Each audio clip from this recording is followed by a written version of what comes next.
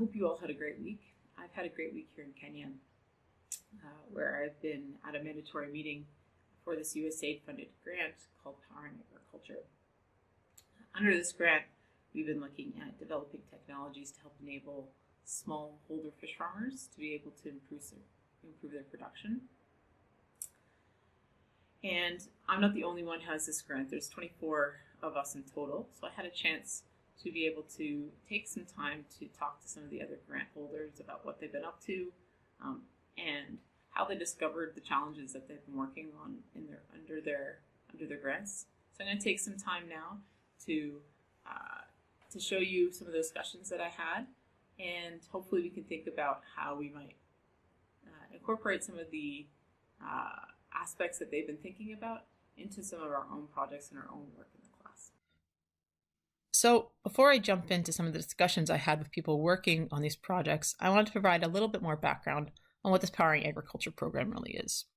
So this program started in 2013. It's gone through 2 rounds of funding, with funding coming from the United States Agency for International Development, the Swedish International Development Agency, and the German International Development Agency.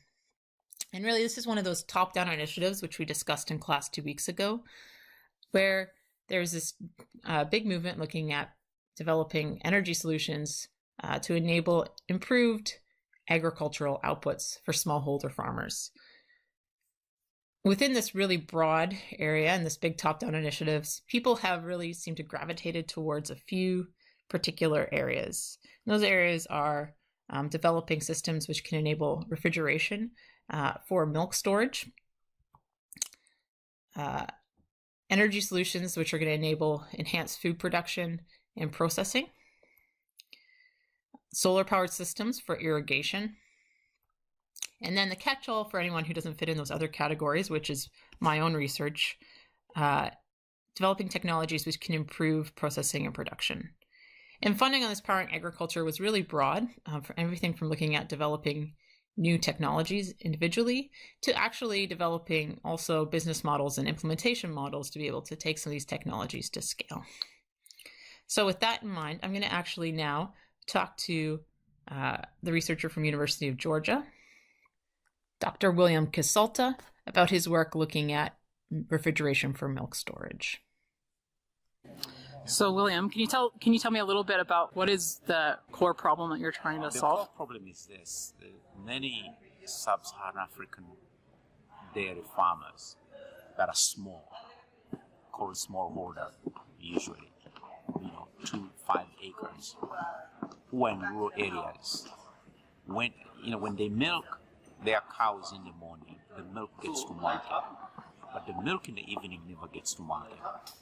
And usually they could lose up to a good 40% of their income.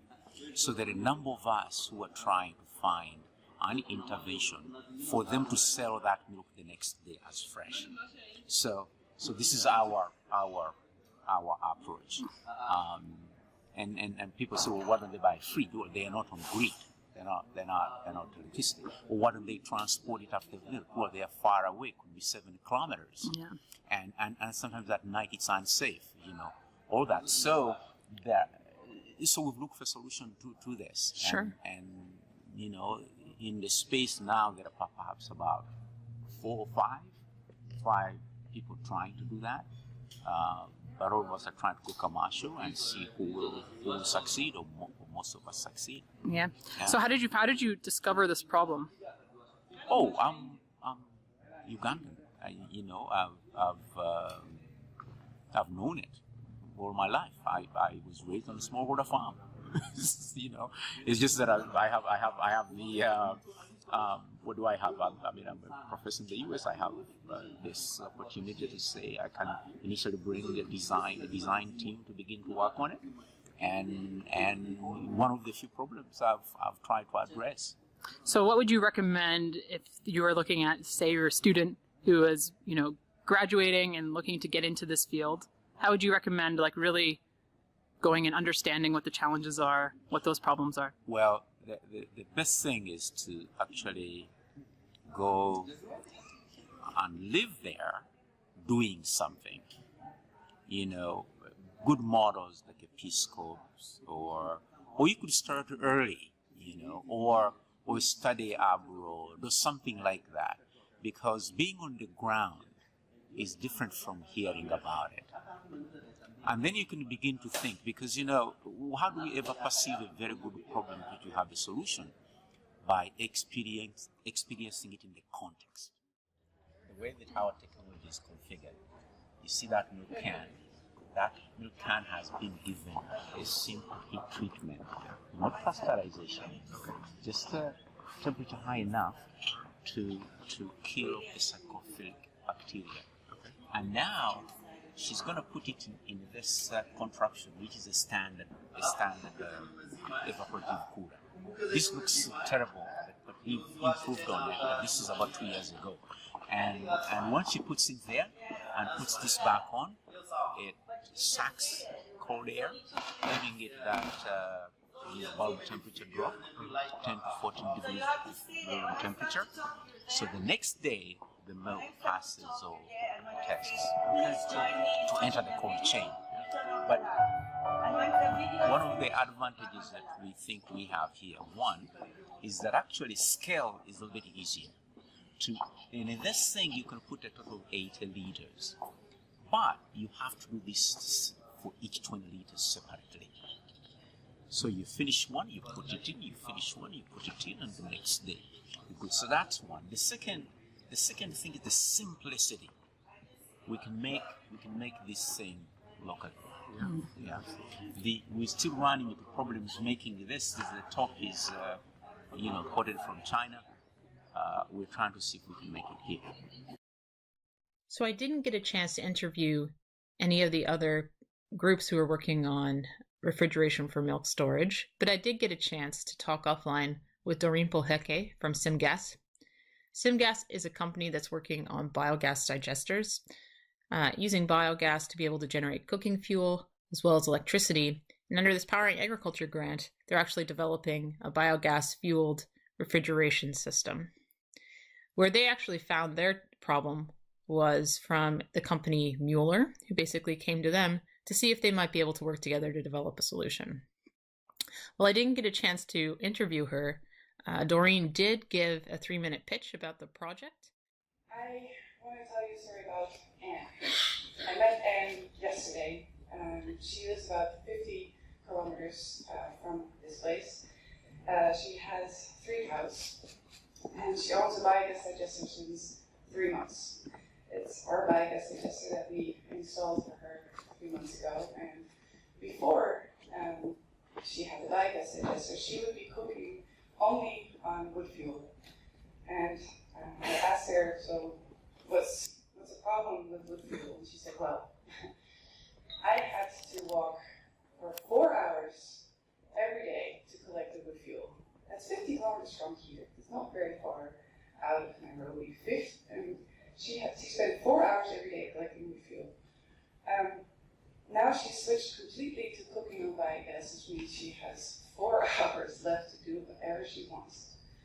Next to that, she's talking about cost savings and other benefits of bioslurry that gets fertilizer on her land to grow the crops. This is about time, and this is about dignity.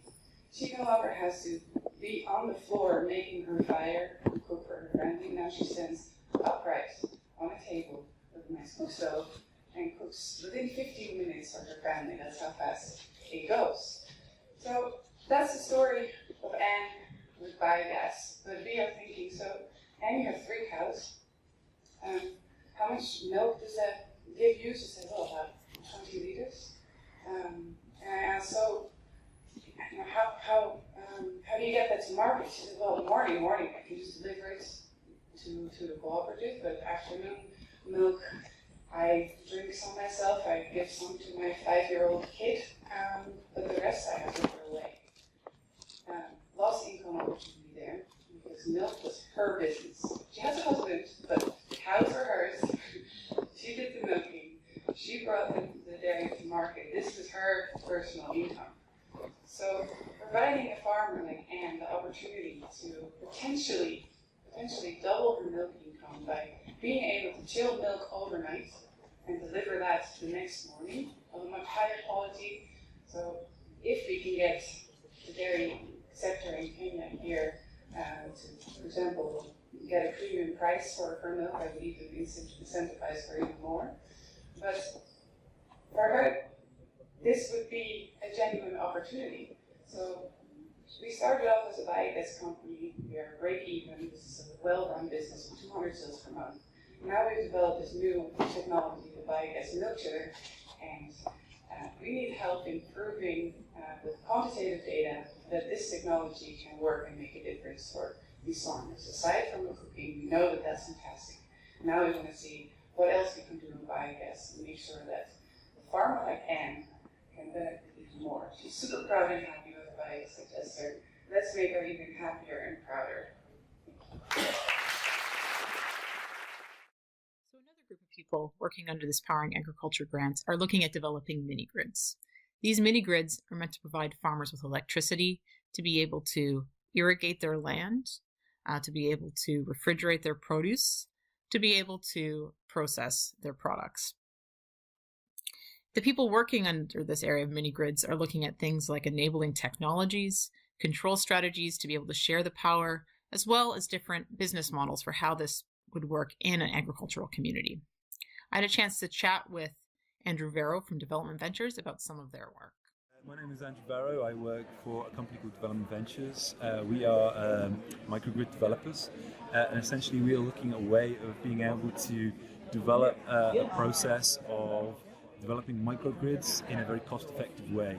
And part of this process has been building on our experience of developing solar power supplies for national grids in Europe and North America, and working on how to make it cost effective for the developing market. And in that, we've discovered that we've had to go into some product development, and that's been quite an interesting process. So what's the products that you're working on that's making it cost effective? The products we're working on now is working with a large player in the energy storage and transmission industry to develop storage, and really to bring in battery storage that is cost effective to make mini grids, distributed mini grids cost effective. So that's what you saw as like the pinch point, or like the thing that was really kind of preventing our methodology was to come in and to find out exactly what the price point was that communities could afford to pay and their tolerance to pay, and then look at hammering down costs to make mini grids cost effective for that. And of course storage,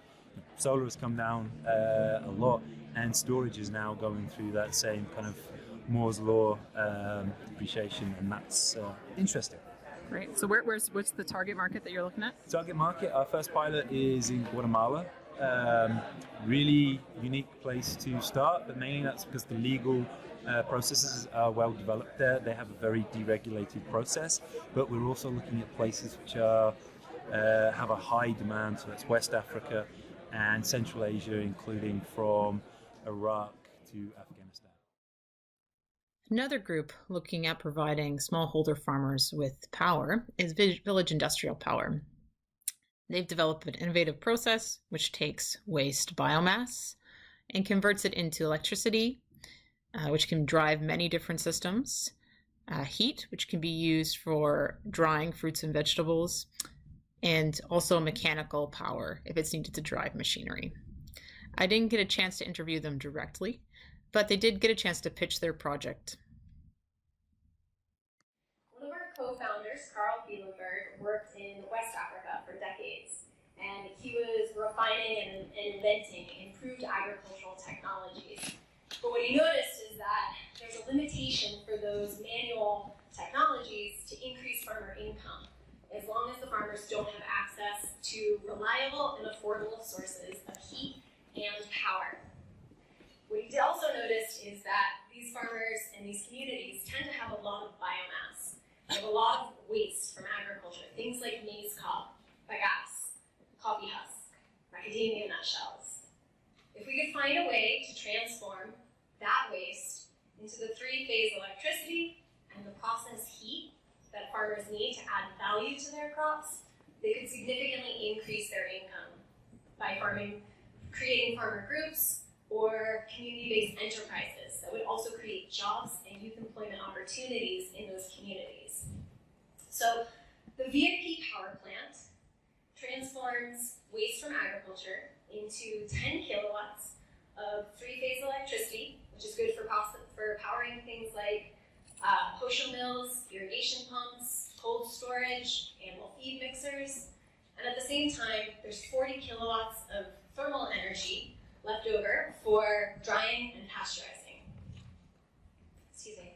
So we're targeting the small and medium agro-processors, farmers groups, cooperatives, and county governments who work with farmers who need heat and power to deliver these systems and give those rural enterprises the competitive advantage where they can reduce post-harvest losses and in the value chains where there's also benefit in reduced transportation costs.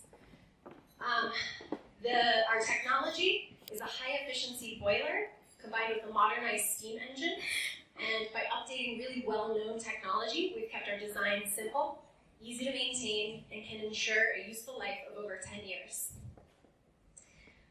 So here in Kenya, where's our business? So we're operating here in Kenya, where we've identified our first early adopter market in fruit and vegetable drying. And this is a market where people can quickly adopt, and we've hit our first sales. At the same time, we're developing deeper markets in things like grain processing. So we'll be targeting agro-processors, people who offer this as a service to farmers for on-farm threshing and drying.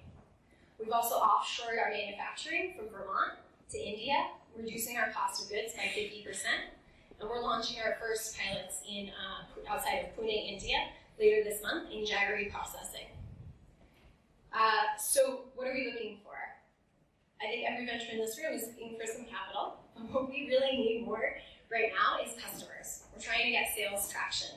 We're trying to scale our sales effort, which right now is a direct model, but we're looking for partners, which might be NGOs who are working with these target farmer groups, or they might be in the private sector that are already distributing either processing equipment or ag equipment. We also have not totally cracked the nut on that consumer financing debate you just heard, and so we're experimenting with a lot of different models right now, and we would like advice and as well as partners. So thank you for your time.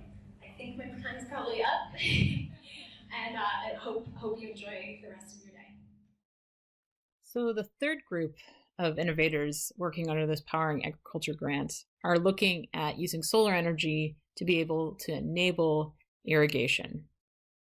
So there are a number of companies in this area. One is Claro. Had a chance to chat with their representative. They're actually developing a mobile solar pumping system. And what's most innovative about what they're up to is actually their pay-per-use setup, which they're putting together to be able to enable this technology to make an impact for farmers. Who you are and what's the problem that you're looking at? Hi, myself Praveen. I'm from Claro Energy. We are based out in India. We are a solar pumping company. Now we mostly do solar pumps, and this showcase we are here for our innovative business solution that is irrigation as a service.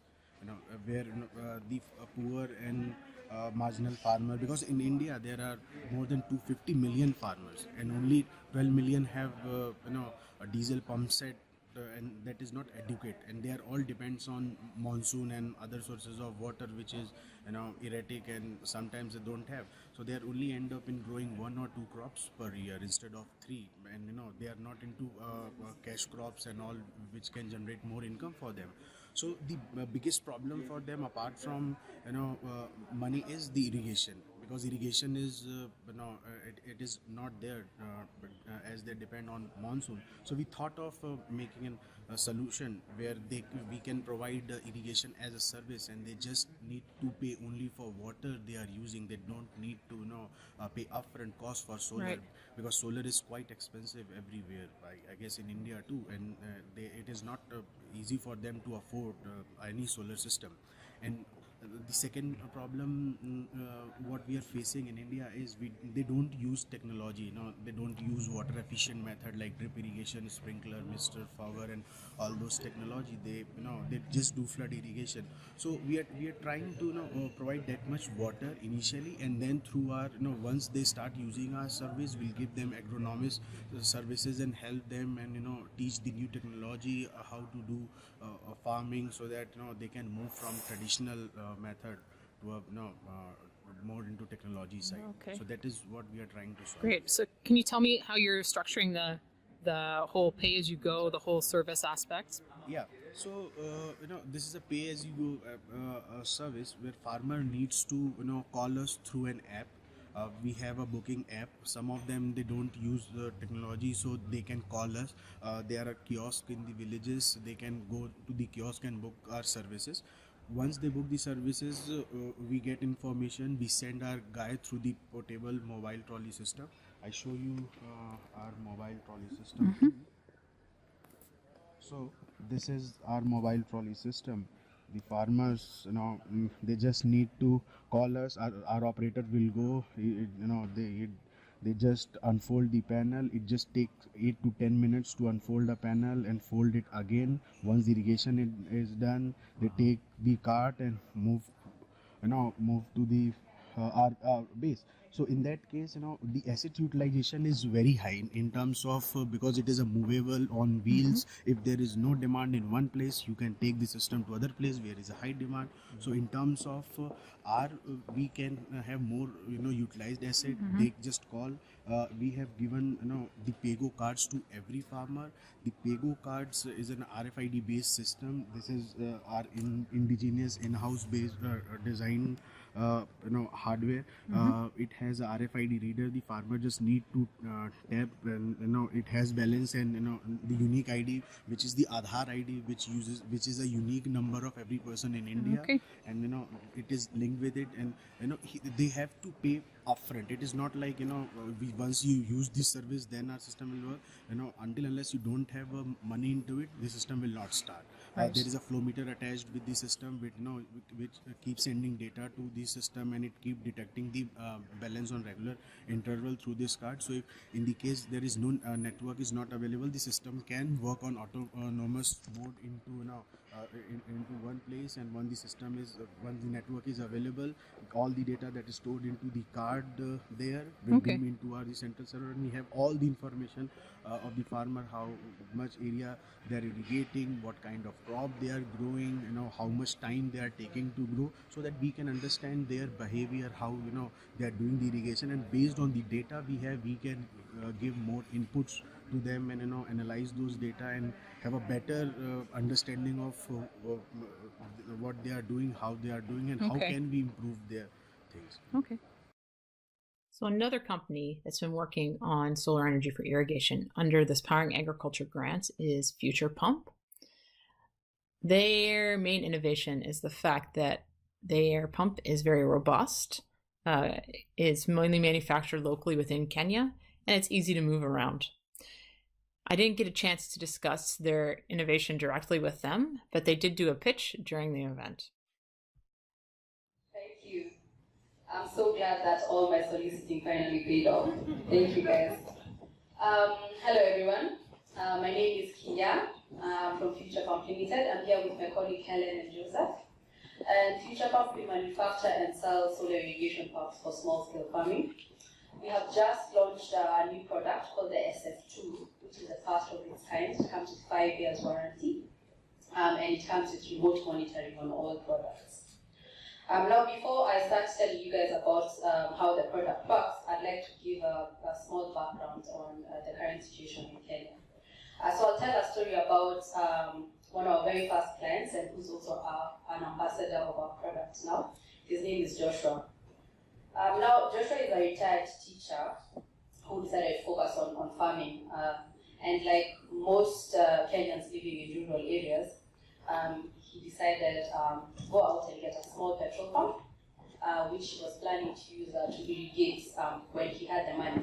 Most of the time, if you have enough money, you have enough money for petrol, and if that money runs out, then you just rely on rainfall. So Joshua would spend about 3,000 shillings, roughly $30, a week on petrol, which he would use to irrigate his farm, and he also had a small fish pond. After he bought the sunflower pump on a payment plan, Joshua was able to double his income, and using his savings, he was able to expand his roughly 1 acre piece of land to about 2 acres. So this really excited Joshua, of course, and he went on to spread the word of the product in the area which he comes from, which is Western Kenya. And we made about 20 sales in a region called Kendu as a result of Joshua's work. So I thought it would be really important to tell his story. So moving on to how the product works. So the SF2 comes with 240-watt panels, which is directly connected to a simple reciprocating pump. The pump can roughly do about 1 acre of land and works very well with most irrigation methods such as drip, sprinklers, and can pump water up to an elevated sump. With the new version that we just launched, it comes with a GSM module that allows us to do remote monitoring. So how that works is there's a SIM card that broadcasts, that uses the local network and broadcasts to a platform called Habari. If people want more information, you can visit our stand. We'll show you how that works. It's absolutely cool. And then what we're looking for. So, like I said, Future Pump we sell through various distributors, and what we're looking for is people who are selling agricultural products in remote areas. At the moment, we have about 50 branches through our Tier 1 distributor called the Central in Kenya. So we are looking to expand our reach in the most remote areas, especially in northern Kenya. We have a presence in Eastern Africa, Western Africa, and have just started selling in various areas in Asia. And with that, I would like to say thank you. If you have any more questions, So the last group of people working under this Powering Agriculture grant are looking at improving processing and production for different agricultural outputs. This is the catch-all for people that didn't fit in the other categories. And this is where my research project lies. And I'll tell you a bit about that in the future weeks. But I did get a chance to talk to the other two people in this group. One is African Bamboo. They've been working on an improved bamboo processing facility where they use the waste from the bamboo processing to be able to generate electricity and provide heat for processing the bamboo. A bit about like your problem and what you've what you've been working on. The developers have been in the wood processing industry for long years, but hardwood is getting scarce from time to time, and they decided to use the bamboo resource in Ethiopia, which is abundant from the total African bamboo resource. 2/3 is in Ethiopia, and they started to explore that opportunity and begin to process the bamboo and make boards and panels from bamboo for export markets. Okay, great. So what have you guys been doing in your project in particular? We source the bamboo from two areas. One is from the outgrower schemes from the farmers, and the other one is from the natural forest. We harvest it, we split it into pieces, we crush it, and we press it into boards. That was what we do. And the bamboo processing requires a huge amount of energy, and from the bamboo, 35% is the waste after the production process, and we use this as a feedstock to produce 12 megawatt energy to power the entire production process. Okay. So you're basically using the waste to power the actual production process. Yes. So did you like set up a plant basically to do this in the context of the Powering Agriculture grant? Yep. Okay. So the last group I had a chance to talk with was looking at improving coffee processing. They're from Addis Ababa University, and they were putting together a couple process where they would take waste from the coffee processing process, husks, and then use that to generate biogas, and then power an infrared process for actually drying the coffee beans more efficiently and reducing drying time, resulting in a higher quality product. I had a chance to ask a few questions to the researcher who was there. Agriculture and Environment Center Network. Under the Powering Agriculture, we're trying to introduce infrared dryer gas to the country, where it could dry up coffee berries using methane gas generated from coffee husk and pulp. So why we chosen this technology is that Ethiopia is one of European ranks fifth amongst coffee exporting countries worldwide, and also exports 700 metric tons of coffee every year. So the biggest problem with the coffee farmers is that it takes a longer period to dry up, and also the coffee pulp is dumped into the nearby river, as well as the coffee husk is dumped in one side, and it is anaerobically digesting, and it is emitting methane to the environment. In order to reduce these problems, we have come up with this new technology that we could work and replicate it to other coffee countries. Thank you. Yeah. So what's the key thing behind your new technology that you're working on? Okay, the key thing is that mostly this technology is new. It has not been used for coffee drying and so on. In other parts of the world, it's used for coffee, food industry and pulp industry. So we're trying to introduce this new technology to the coffee drying. Okay. So what's the core of the what makes the technology different? Okay, that it uses biogas. Okay. And it is run for coffee drying. Okay. Not for pulp or food industry. Okay. That makes it unique. Okay. All right. Great. Thanks. So those were all the recorded discussions that I had with different powering agriculture innovators.